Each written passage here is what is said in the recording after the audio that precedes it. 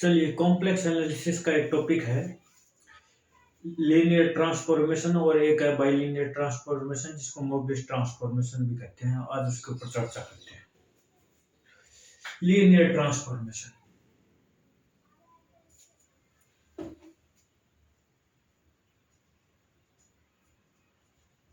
चलिए देखते हैं।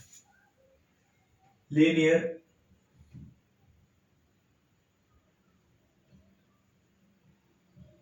Transformation,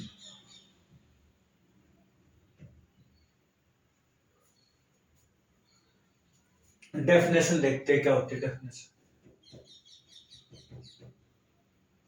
A function f Z is equal to a z plus b where a is not equal to 0 and b both are complex number.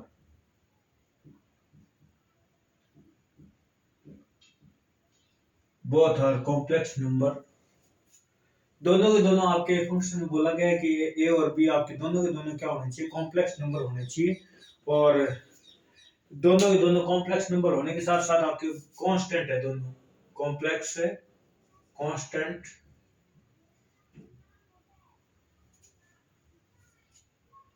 The function f z is equal to a z plus b where a आपका zero नहीं होना चाहिए। अगर zero बन गया तो ये constant ही हो जाएगा, फिर तो इसमें पढ़ने लायक कुछ बचेगा ही नहीं। तो इसलिए ए के ऊपर कंडीशन डाली गई, ए आपका जीरो नहीं हो और ए और बी दोनों आपके कॉम्प्लेक्स नंबर होने चाहिए। और कैसे है, कांस्टेंट है दोनों के दोनों। तो इस टाइप ये कांस्टेंट है, तो इसको हम क्या बोलेंगे, ये जो दिया गया है फंक्शन वो आपका किस पर है, defined on a complex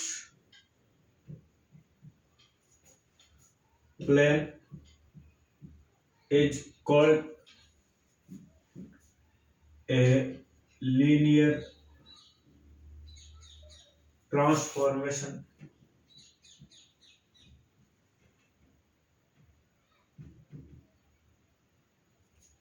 Is called a linear transformation. ये इसकी डेफिनेशन। कोई फंक्शन आपका एफ जेड इस टाइप का हो कि ए जेड प्लस बी टाइप की शक्ल हो इसकी, और जहां पर ए और बी आपके दोनों को कॉम्प्लेक्स कांस्टेंट होने चाहिए। जब तक बोला नहीं गया हो तब तक वो हमारे लिए कॉम्प्लेक्स है। अगर स्पेशली बोला गया है कि ए और बी आपके रियल है तो तब रियल है, अदरवाइज ये दोनों कांस्टेंट आपके कॉम्प्लेक्स ही रहेंगे। अच्छा, ट्रांसफॉर्मेशन शब्द की जगह हम इसकी जगह फंक्शन भी यूज कर सकते हैं। फंक्शन बहुत सारे ऑथर है जो इसको फंक्शन भी यूज करते हैं, मैप भी यूज करते हैं, मैपिंग भी यूज करते हैं, ट्रांसफॉर्मेशन भी यूज करते हैं। ये इसकी जगह ट्रांसफॉर्मेशन,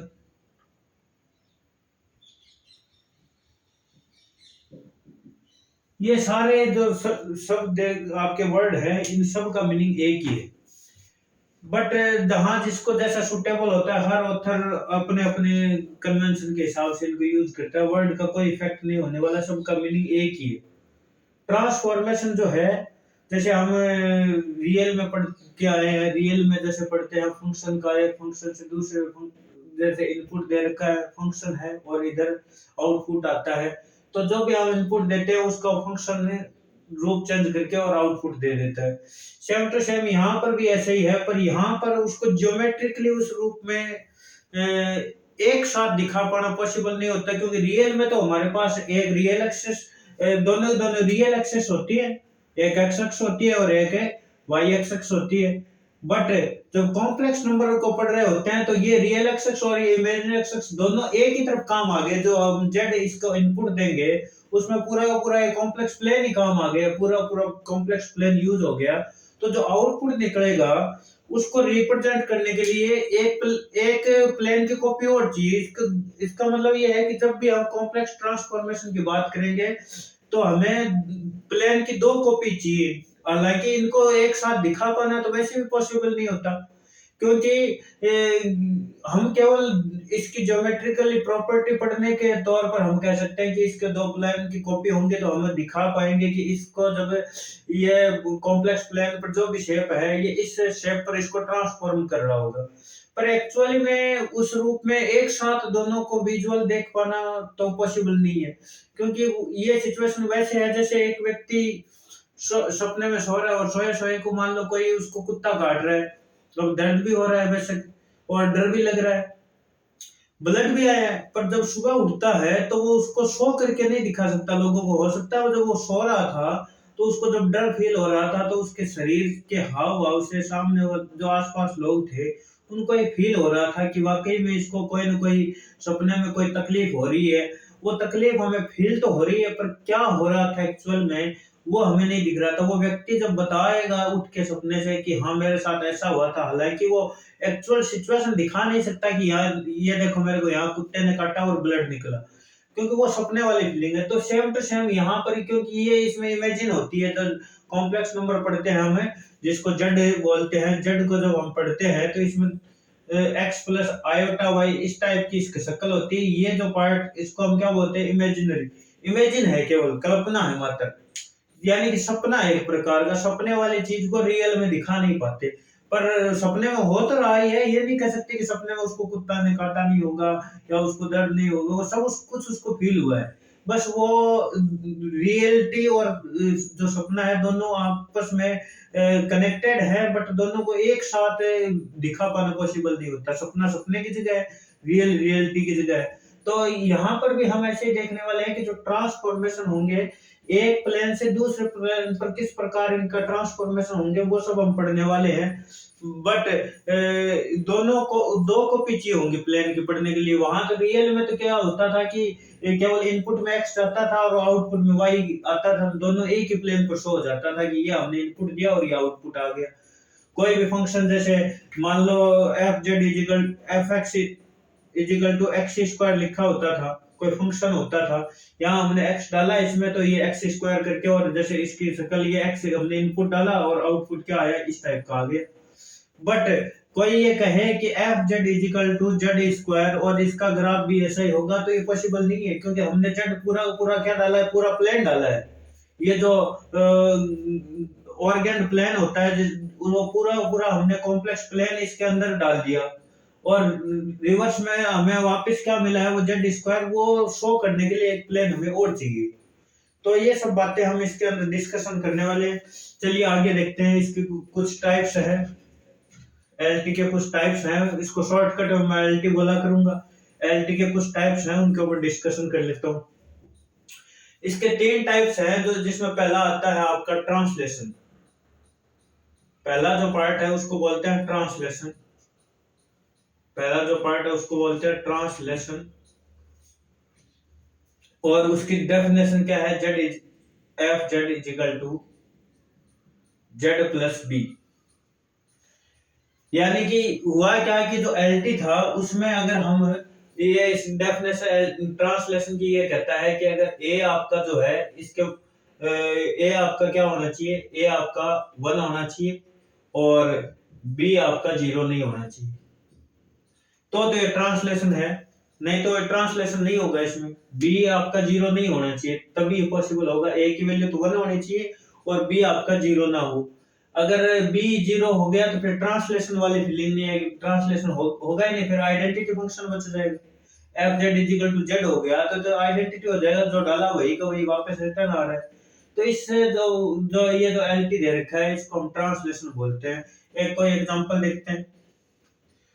चलिए एक एग्जांपल ले लेता हूं मैं। F Z is equal to 2 iota ले लिया और इधर मेरे पास है इनपुट में ये दे रखा है एक, मान लो ये ट्राइंगल बना हुआ है जिसका ये है 1 और ये आयोटा और ये 0 और इसका इंटीरियर, ये मेरे पास दे रखा है इनपुट। और इसका आउटपुट क्या आएगा, अच्छा इसको W भी लिखते हैं, इसको W से भी रिप्रेजेंट किया जाता है, W is equal to f z. जैसे हम f x is equal to x square लिखते थे रियल में, तो इसको हम Y भी लिखते थे। कि जो आउटपुट आ रहा है वो वाई है, तो यहाँ जो आउटपुट है वो अपना डब्ल्यू रहेगा। एक प्लेन होगा जेड प्लेन और एक होगा डब्ल्यू प्लेन, प्लेन की दो कॉपीज होंगी। अच्छा देखिए जरा आगे देखते हैं, इसकी इसकी इमेज देखते हैं कैसे बनेगी। तो ये एफ जेड जैसे इसमें लगाएंगे, जेड हमें यहाँ से लेना है। ये ट्राइंगल दिख रहा है जो, इस ट्राइंगल का इंटीरियर पार्ट और इसकी बाउंड्री है। तो यहाँ क्या शो होने वाला है, ये मेरा कौन है, ये है मेरा एक्स अक्ष और ये है मेरा वाई एक्स, जिसको इमेजिनरी एक्स बोलते हैं। और यहाँ पर एक और ले लेता हूँ, इसका नाम है जेड प्लेन। ये कौन है, जेड प्लेन। और एक इधर बना लेता हूं मैं डब्ल्यू प्लेन। एक इधर मैंने बनाया, इसका नाम है, ये ओरिजिन है, इसका नाम है डब्ल्यू प्लेन। अच्छा देखिए जरा क्या होगा। मैं सबसे पहले इसमें जीरो ही पुट कर देता हूं, जेड प्लस टू आइटा लिखता हूं, कांस्टेंट हो गया ना, जेड प्लस टू आइटा।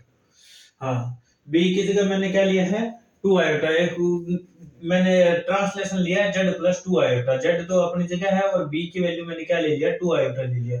अब मैं जैसे इसमें जीरो पुट करता हूं तो देखना जरा क्या आएगा। जीरो मैंने पुट किया तो टू आयोटा आया, तो जीरो जैसे मैंने पुट किया तो यहाँ कहीं टू आयोटा आया, ये रहा टू आयोटा। मैं इसको थोड़ा सा बड़ा कर लेता हूँ ताकि कहीं डायग्राम ऊपर नीचे होगा तो फील हो जाएगा। हाँ जी, टू आयोटा। जैसे मैं इसके अंदर वन रखूंगा तो क्या बनेगा, वन प्लस टू आयोटा। तो वन कहीं यहाँ, ये अगर टू है तो ये वन, तो ये वन कहीं यहाँ, तो two iota, one plus two iota ये रहा, ये आपका one plus two iota. Iota जैसे इसमें रखता हूँ तो क्या आ जाएगा, थ्री आयोटा। तो थ्री आयोटा यहाँ है, ये आपका थ्री आयोटा। तो ये ट्राइंगल यहाँ हो गया देखिए।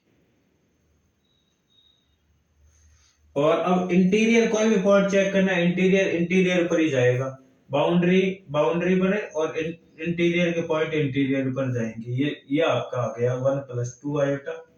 तो ये इसे ट्रांसलेशन ने किया क्या कि ये जो आपका जो फंक्शन दे रखा था f Z is equal to Z plus two iota, इस फंक्शन ने क्या काम किया कि जो ट्राइंगल था इसको शिफ्ट कर दिया केवल।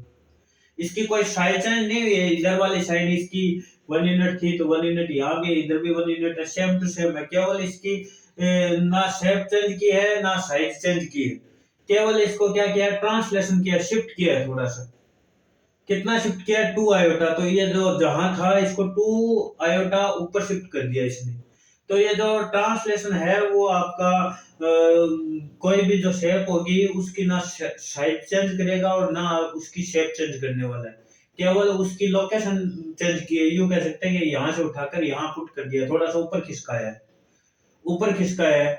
अच्छा एक और एग्जांपल देख लेते हैं, चलिए एक एग्जांपल और देख लेते हैं।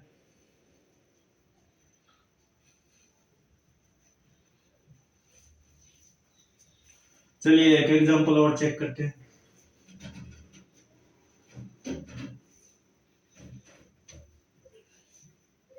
हाँ जी, एक एग्जांपल और ले लो।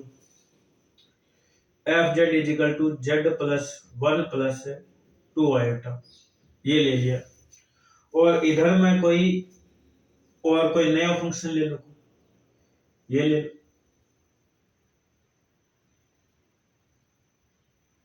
ये ले लो। ये आपका जीरो, ये एक्स एक्स है और ये इमेजिनरी एक्स एक्स है, और ये आपका है टू, और ये आपका आयोटा, और ये है आपका टू प्लस आयोटा, और इसका इंटीरियर पार्ट है। अच्छा ये जो आपकी मैपिंग आने वाली है, जो ट्रांसलेशन इसको क्या करने वाली है, तो देख लीजिए एफ जेड इसके ऊपर क्या इफेक्ट डालने वाली है। जेड प्लस है वन प्लस टू आयोटा। अच्छा ये इधर डब्ल्यू प्लेन है,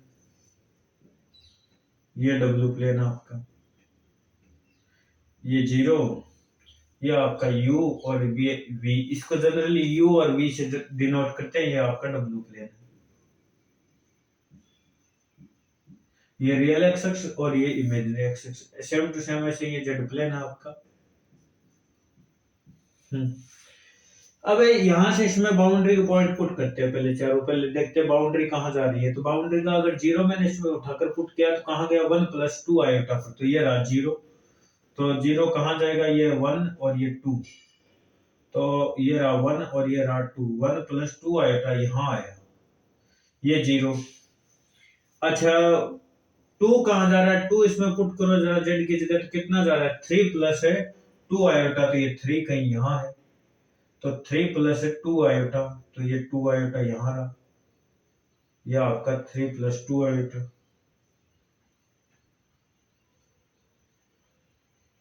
ये 3 हो गया, 1 2 और 3, ये आयोटा है, ये 2 आयोटा है। अच्छा आयोटा कहाँ जाएगा, आयोटा जैसे पुट करेंगे तो 1 + 3 आयोटा, तो 1 तो ये रहा, ऊपर 3 यूनिट तक जाएंगे तो ये रहा 3 यूनिट, ये रहा 3 आयोटा। और जैसे 2 + आयोटा रखेंगे तो कितना हो जाएगा, 3 + 3 आयोटा, ये रहा 3 और ये रहा 3 आयोटा। तो हुआ क्या कि ये जो रेक्टेंगल जो दे रखी थी वो रेक्टेंगल यहाँ आपकी शिफ्ट हो गई, रेक्टेंगल के बदले में रेक्टेंगल ही मिला है। बस हुआ क्या है कि उसकी 1 + 2 आयोटा, 3 + 2 आयोटा, 3 + 3 आयोटा और 1 + 3 आयोटा। शेप ना शेप चेंज हुई है ना साइज चेंज हुई है, बस उसकी केवल क्या हुआ, वो शिफ्ट हो गई है। ट्रांसलेशन का मीनिंग क्या होता है कि कोई चीज है उसको खिसकाना, या फिर वैसे भी हम देखते हैं कि कोई लैंग्वेज के तौर पर भी देखें तो एक भाषा को दूसरी भाषा में ट्रांसलेट करने मतलब है कन्वर्ट करना, तो कन्वर्ट कर रहे हैं। तो यहाँ पर हम क्या किया कि ये रेक्टेंगल थी, इस रेक्टेंगल को हम ट्रांसलेट किया है खिसकाना, तो खिसका रहे हैं, या तो आगे पीछे या ऊपर नीचे खिसकाना है, इसको खिसका रहे हैं। अब ये दो एग्जांपल हुए, दोनों एग्जांपल में, अब इस एग्जांपल में अगर देखें डायरेक्टली हम बोल सकते थे इधर शेप क्या बनने वाली है, जरा देखिए इधर से क्या इफेक्ट आता है। ये जो 1 है, ये 1 दिख रहा है, इसको हम लोग क्या हुआ कि ये जो रेक्टेंगल यहाँ जो थी वो 1 यूनिट आगे शिफ्ट होगी, किधर, राइट साइड में, 1 यूनिट राइट साइड में जाएगी, और 2 आयोटा मतलब 2 यूनिट अप साइड, ऊपर ऊपर चली जाएगी। तो ये रेक्टेंगल कहाँ और लोकेट होने वाली है कि 1 यूनिट है आगे शिफ्ट हो जाएगी, 2 यूनिट ऊपर शिफ्ट हो जाएगी। तो पहले चाहे तो इसको 1 यूनिट इधर खिसकाओ, फिर 2 यूनिट ऊपर ले जाओ, या फिर 2 यूनिट ऊपर ले जाओ, फिर 1 यूनिट इधर शिफ्ट कर दो, जैसे आप चाहे वैसे कर सकते हैं। तो ये ट्रांसलेशन मतलब है किसी कोई भी जो आपकी शेप दे रखी है उसको आपको खिसकाना है। कितना खिसकाना है, खिसकाने से जैसे मान लो कोई चेयर पड़ी है, उस चेयर को अगर हम धक्का मारेंगे तो वो खिसकेगी, तो उसकी ना कोई शक्ल चेंज होने वाली है ना वो साइज चेंज होगी। ये यूं कहूं तो उसमें कोई चेंजिंग नहीं आने वाली, केवल उसकी पोजीशन चेंज हो रही है। किसी भी चीज को धक्का मारेंगे तो धक्का मारने से वो चीज अपने जो ओरिजिनल जो सिचुएशन थी वहां से हटकर के दूसरी पोजीशन पर चली जाएगी, उसकी ना शेप चेंज होने वाली ना साइज चेंज होने वाली, दोनों में कोई डिफरेंस नहीं आने वाला है। तो ये आपका ये ट्रांसलेशन का मीनिंग यही है। इसका सेकंड जो पार्ट है उसके ऊपर और डिस्कशन कर देता हूँ। सेकंड जो है वो है आपका इसका रोटेशन। सेकंड है वो है रोटेशन, देखिए जरा।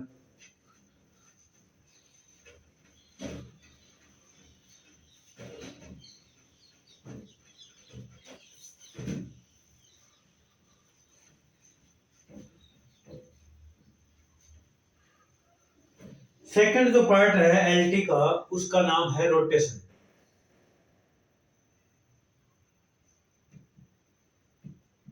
रोटेशन जिसको हिंदी में क्या बोलते हैं हम, घूर्णन। घूर्णन का अर्थ है घुमाना, जैसा नाम है वैसे वैसे ही काम है, घुमाना है। कैसे, डेफिनेशन इसकी क्या बनने वाली है, f Z is equal to a z, जहां पर कंडीशन क्या है कि ए का मोड इज इक्वल टू 1 होना चाहिए और बी आपका 0 होना चाहिए। यानी कि जो ए है वो यूनिमोडुलर नंबर होना चाहिए जिसका मॉडुलस क्या हो 1 हो, और बी इस बार क्या होना चाहिए 0 होना चाहिए। तो देखिए जरा, यूनिमॉड्यूलर है तो मैं इसकी जगह ये भी रख सकता हूँ आयोटा थीटा, इसका मॉड्यूलस तो मैं जानता हूँ ऑलवेज 1 होता है, तो चाहे तो मैं इसको ऐसे इस फॉर्मेट में भी लिख सकता हूँ कि इस फॉर्मेट का कोई भी आपका ट्रांसफॉर्मेशन होगा वो आपका रोटेशन होगा। रोटेशन होगा तो जरा चेक कर लीजिए कैसे दिखेगा। एक एग्जांपल ले लेते हैं, लीजिए ये मैं एक रेक्टेंगल ले लेता हूँ, यही ले लेता हूँ, ये 2 है, ये 2 प्लस आयोटा है, और ये आयोटा है, और ये 0 है, और ये आपकी रियल एक्सिस है, और ये आपकी इमेजिनरी एक्सिस है, ये जेड प्लेन है। अच्छा, ये कहाँ इसको ट्रांसफॉर्म करने वाले, तो मैं कोई स्पेशल एग्जांपल ले लेता हूँ। F Z is equal to, unimodular number लेना है तो मैं एक बार आयोटा ही रख लेता हूँ, आयोटा का मॉड्यूलस मैं जानता हूँ 1 होता है, तो f Z is equal to iota z मैं पुट करता हूँ, तो अब देखिए जरा क्या आने वाला है।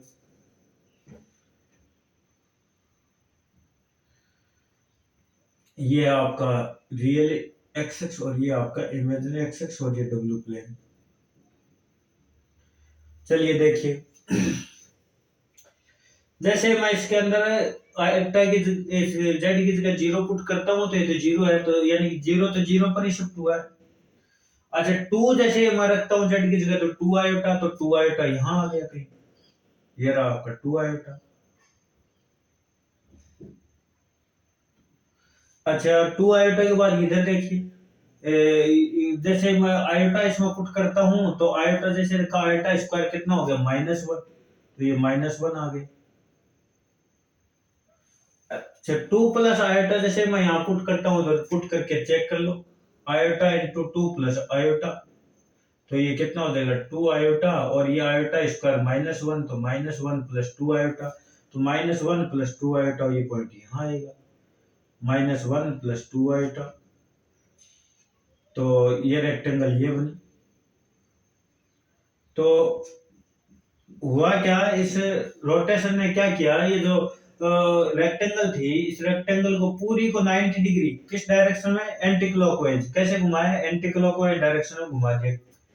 पूरी पूरी जो रेक्टेंगल थी इसको 90 डिग्री से, अच्छा रेक्टेंगल केवल ये नहीं है कि केवल रेक्टेंगल रोटेट हुई है, ये जो आपकी जो एलटी है, ये एलटी 10 का पार्ट कौन सा रोटेशन, ये रोटेशन जो है केवल ये नहीं है कि इस रेक्टेंगल को घुमा रहा है, पूरे पूरे कॉम्प्लेक्स प्लेन को घुमाता है, पूरे पूरे कॉम्प्लेक्स प्लेन को, इसने पूरे पूरे कॉम्प्लेक्स प्लेन को, ये नहीं कि इस रेक्टेंगल को उठाकर इधर रखा गया, नहीं, इसे कहाँ ओरिजिन फिक्स है, ओरिजिन को फिक्स रखते हैं, इस पूरे पूरे कॉम्प्लेक्स प्लेन को रोटेट किया गया है। तो ये कॉम्प्लेक्स प्लेन को रोटेट किया तो जो इसकी जो पोजीशन थी ना रेक्टेंगल की, अब देखिए जरा, ना साइज चेंज हुई है ना शेप चेंज हुई है अभी भी, तो रोटेशन जो है वो भी किसी भी शेप की ना साइज चेंज, कोई भी मान लो इधर फंक्शन दे रखा है तो उसकी ना शेप चेंज करेगा ना साइज चेंज करेगा, केवल उसको रोटेट कर देगा। जैसे ये मार्कर है, मैं इसको यूं रोटेट कर दूं या ऐसे कर दूं तो इसकी ना शेप चेंज हुई है ना साइज चेंज हुई है, केवल इसकी सिचुएशन चेंज हुई है। तो यहाँ रोटेट करने और पहले ये रेक्टेंगल ऐसा था, अब ये पूरा पूरा कॉम्प्लेक्स प्लेन इधर घुमा दो, ये यहाँ आ गया, कैसे 90 डिग्री एंटी क्लॉकवाइज डायरेक्शन में घुमा है ये पूरा पूरा। तो यहाँ से ये हो गया, अब इसके आगे देखते हैं। अच्छा, एक और क्वेश्चन करके देख लेते हैं, लीजिए एक क्वेश्चन और कर लेते हैं।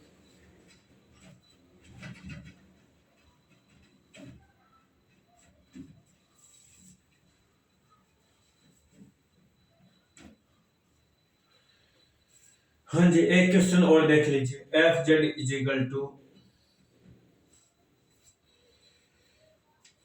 एक क्वेश्चन और देखते हैं, -z ही ले लो, -z का मतलब इधर 1 है, तो ये करके देख लो, ये करेंगे तो क्या आएगा जरा देख लीजिए। मैं इसको एक बार इधर कोई शेप बना लेता हूँ फिर चेक कर लेता हूँ। मान लिया कि यही शेप है, इस टाइप की, ये 1 है और ये 2 आयोटा है और ये 0, ये आपका ट्राइंगल है। तो ये आपकी रियल एक्स है और ये आपकी इमेजिनरी एक्स है, जेड प्लेन है। और ये आपका इधर डब्ल्यू प्लेन है।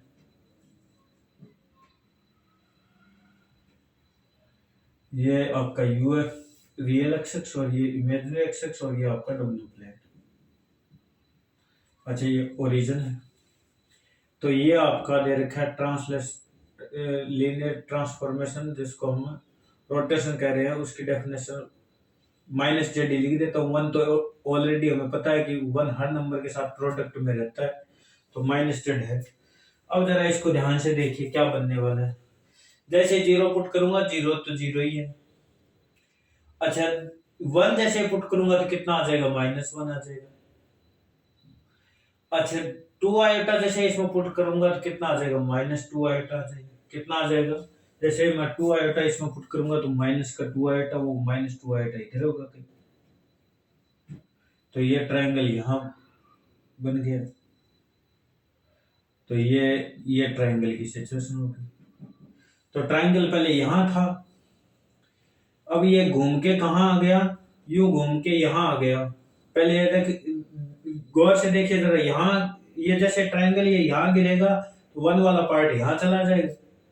तो 90 डिग्री तो एक रोटेशन हो गया, और यूं कह सकता हूँ कि पूरा पूरा 90 डिग्री के बाद में फिर से एक रोटेशन और कराया गया 90 डिग्री का। दो रोटेशन हुए हैं 90 डिग्री के, तो 180 डिग्री इसको घुमा दिया पूरा पूरा, यूं ऊपर घुमा के इसको ले आए, पूरा पूरा 180 डिग्री इसको रोटेट करा दिया। अच्छा, कैसे पता चला कि सर ये एंगल कितना आ रहा है? जैसे पहले वाले क्वेश्चन में क्या आ रहा था, जेड आयोटा जेड था। अच्छा, ये वो ए है जिसको हमने बोला था वो कॉम्प्लेक्स नंबर है।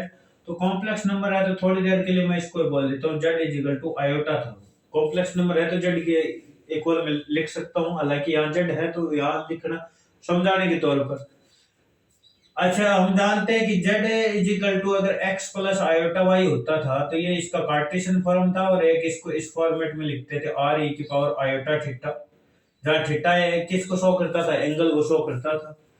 अब जो कि ये जो नंबर है इसका मॉडुलस जो है वो तो वन है, यूनिट आना है तो r की वैल्यू वन है, तो आयोटा थीटा फॉर्म में मैं पहले भी बोल चुका इस फॉर्म में आएगा, तो आयोटा थीटा फॉर्मेट में रखते मुझे एंगल पता चल जाएगा। अच्छा, आयोटा थीटा फॉर्मेट में लिखूंगा तो एंगल आ जाएगा, तो देख लीजिए जरा कैसे आएगा। तो अच्छा, थीटा क्या होता था, टेन थीटा निकालने का फॉर्मूला होता था कॉम्प्लेक्स नंबर में, क्या होता था, y अपॉन x होता था। तो y, अब इसको मैं यूं लिख सकता हूँ ना, जीरो प्लस है वन आयोटा। अच्छा, तो y की वैल्यू वन है और ये कितना है, जीरो है। जीरो है तो ये देख लीजिए जरा कितना आएगा, वन अपॉन जीरो इन्फिनिटी। तो थीटा की वैल्यू 90 डिग्री, जब थीटा की वैल्यू 90 डिग्री होता है तो इन्फिनिटी आता है, तो 90 डिग्री से रोटेट हुआ था।